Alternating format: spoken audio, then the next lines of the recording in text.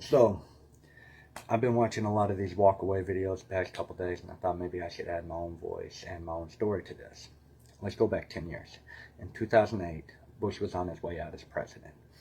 I hated Bush. The reason I hated Bush was because I worked with a bunch of blue-collar factory types who told me that I should hate Bush because Bush was keeping the working class down.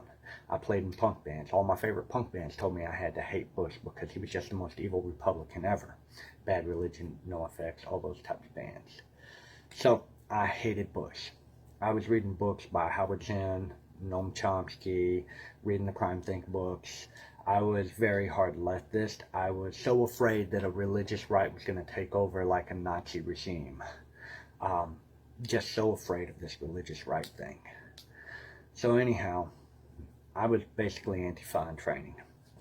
One morning, this guy I worked with came up to me and we're talking, and he said, you know, if these Republicans are going to keep calling us communists, we need to call them what they are. They're fascists, because Mussolini said that fascism is capitalism. Now me, I like to look things up, so I get off work, I go and I check it out on the internet. I'm looking this up. I couldn't find this. I couldn't find anywhere where Mussolini had said anything remotely close to this. What I found was the exact opposite. I found that Mussolini was a huge student of Karl Marx. He loved the Communist Manifesto. Mussolini actually spent more money than Italy had on social programs. And the word fascist came from this word fasciste, which was a bundle of sticks. And that was Mussolini's goal for Italy, was for it to be like this bundle of sticks that cannot be broken. It was collectivism and it was communism. So I learned that Mussolini was a communist, and fascism was a form of communism. So then I get to looking into the economics of the Nazi Party. And it's got the word socialist in the name, so let's see how socialist they are. I stumbled upon the Nazis' 25-point program. Now, in the 25-point program, points 13, 14, 16, 17, and 18 all had to do with redistribution of wealth and seizing the means of production by the government. Point 15 had to do with social welfare. Point 20 had to do with socialized education. There was nothing about universal health care in there, but that's because Germany had already implemented socialized health care in 1880. But the Nazis didn't bother trying to do away with it. They actually took advantage of the government's control over health care to do their euthanasia programs and several things like that. I also found out that in Nazi Germany, the top 4% were taxed 50% of their earnings. And I also found out that Hitler, several times in speeches, talked about real socialism and what real socialism was, and that over there in Russia, they weren't doing real socialism. So this kind of resonated with me because it was all the same things I was saying. These were the kinds of policies that, as this left-wing factory worker, punk rocker, I was telling people. And I was telling people constantly, you know, real socialism hasn't been tried. And that was the same thing Hitler was saying. And it was wrong. So I backed away. I backed away from all that, and I started telling people I don't want to talk about politics. I just don't want any part of this discussion. And if people would talk to politics about me, I'd say, well, you know, the Democrats and this and that, and I'd bring up the policies of Nazi Germany. And then I got what I wanted. I got left alone. None of the punk rockers wanted to talk to me. Nobody I worked with wanted to talk to me because I was all of a sudden talking bad about the Democrats. You know, it wasn't that I wouldn't talk bad about Republicans. I talked bad about them too. I hated them too still. But the fact that I started talking bad about Democrats, and that's the thing about punk rock, they all claim to be anarchists, but they're not. They're all lockstep in line with the Democrat Party. There is no anarchism in punk rock. It's not rebellious.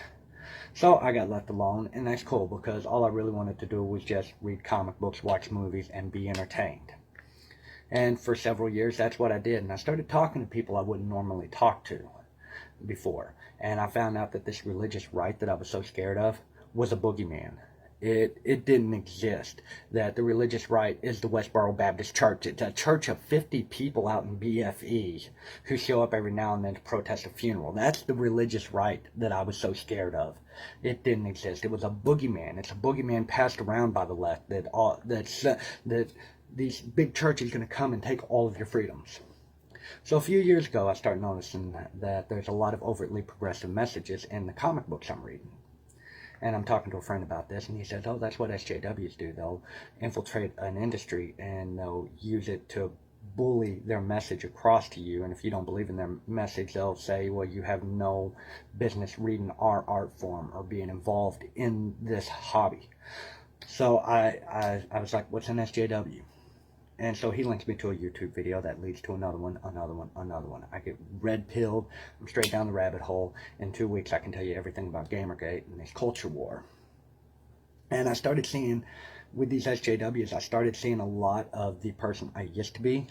And I didn't like who I used to be, and I was so glad I grew out of being that person over the years I'd spent out of punk rock and talking to these people, because I realized that I was a racist person back then. And the reason for this is I knew a girl and she was Jewish, and she also considered herself conservative, and I told her, I was like, dude, how could you be conservative and Jewish? That don't go together. And I was so racist because I was denying her autonomy as a person. Now, I don't like sexism, I don't like racism, I don't like homophobia, I don't like any of that. And I didn't back then, but I was too blinded by what I was doing to realize how racist I was. And it's really racist whenever you deny, it's really racist, sexist, or homophobic whenever you deny someone their autonomy as a person to make up their own mind and think that their ethnicity or their gender or their race or their sexuality or anything like that needs to dominate how they think. So I found out I didn't like who I used to be. I wanted these people on the left to leave me alone. They wouldn't leave me alone. So I ended up voting for Trump as a giant middle finger to these people. Now, and that's basically the only reason I voted for Trump. I don't have buyer's remorse either. I think he's done a good job as a president. So, you know, my middle finger worked out in several different ways. It told them to leave me alone, and we got an all-right president out there. He's no Calvin Coolidge, but he's all right. So, anyhow, I read this book recently. It's called Left in the Dark by this French philosopher. His name is Bernard-Henri Lévy. And it's all about Neo-Progressivism and how it's taken over the left wing of politics. It was written about 10 years ago. And in the book, he talks about how Neo-Progressivism is anti-liberal, it's anti-American, it's anti-Semitic, and it's pro-Islamo-Fascist. And he's exactly right, because that's what Neo-Progressivism is. And that is what's taken over the Democratic Party and the political left. I want people on here to, anyone who sees this video, to check out the book. Just kind of read about the book if you want to. You ain't got to read the whole book, but read about it and learn the definitions of these things. Learn the definition of liberal. Learn the definition of progressive.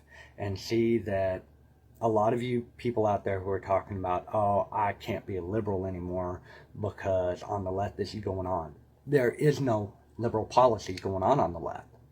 It's progressive policies. They have pushed the liberal policies out. We haven't changed. Anybody on here who considers themselves a liberal or considered themselves a liberal and now they consider themselves a conservative, you're still a liberal. You're not the one who changed. The Democrat policies changed and the policies of the left changed. And just because the conservatives are actually willing to listen to our liberal principles and defend our liberal principles right now doesn't mean someday they won't be. Don't just start calling yourself a conservative if you still believe in liberal principles. But accept the help from the conservatives because they're actually willing to defend our liberal principles. Well, that's about all I got, right? Once again, check out this book, Left in the Dark by Bernard-Henri Lévy, and check into these definitions.